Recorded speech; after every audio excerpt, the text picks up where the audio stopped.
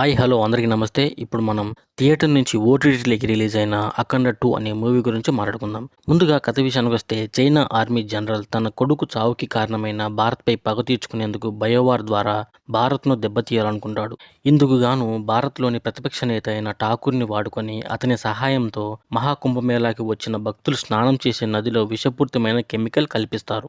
దీంతో నదిలో స్నానం చేసిన అందరూ క్షణాల్లో కుప్పకూలిపోతారు. జరిగిన ఘటనను ఇష్యూ చేసి అసలు దేవుడే లేడు, దేవుడు ఉంటే ఇలా జరిగేది కాదు అని ప్రజలను నమ్మిస్తాడు ఠాకూర్. ప్రజలు కూడా దీనిని నమ్మి దేవుళ్లకు పూజ చేయడం ఆపేస్తారు. ఇదిలా ఉండగా ప్రజలకు వచ్చిన కొత్త రోగానికి వ్యాక్సిన్ కనిపెట్టే పనిలో ట్రైనీ సైంటిస్ట్ జనని చిన్న బాలకృష్ణ కూతురు సక్సెస్ అవుతుంది. దీనిని పసిగట్టిన శత్రువులు ఆమెను వెంటాడుతారు. ఆమెను రక్షించేందుకు అఘోరా రంగంలోకి దిగుతాడు. అసలు జనని ఆపదలో ఉన్న విషయం అఘోరాకి ఎలా తెలిసింది? శత్రువుల్ని ఎదిరించి భారతదేశం సనాతన హైందవ ధర్మం గొప్పతనాన్ని అఘోరా ఎలా చాటి చెప్పాడు అనేది మిగిలిన కథ.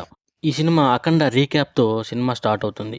దైవశక్తితో కథని ప్రారంభించి మధ్యలో దుష్ట శక్తిని తెచ్చి చివరగా దేశభక్తితో కథని ముగించాడు బోయపాటి. మధ్యలో సనాతన ధర్మం గురించి క్లాసులు తప్ప ఒక్క సీన్ కూడా ఎంగేజింగ్గా ఉండదు. ప్రతిసారి త్రిశూలాన్ని అటు ఇటు తిప్పడం తప్ప కొత్తగా ఏమీ ఉండదు. మనిషిని తలకిందులు చేసి హారతి ఇవ్వాలన్నా, త్రిశూలంతో హెలికాప్టర్ రెక్కల్ని తిప్పాలన్నా, చైనా ఆర్మీని ఒక్కడే మొత్తం చంపాలన్నా ఓన్లీ మన బాలయ్యకే సాధ్యం.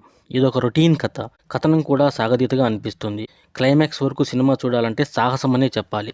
ఈ సినిమాలో ప్లస్ పాయింట్స్ వచ్చేసి Balakrishna acting, interval block and cinematography.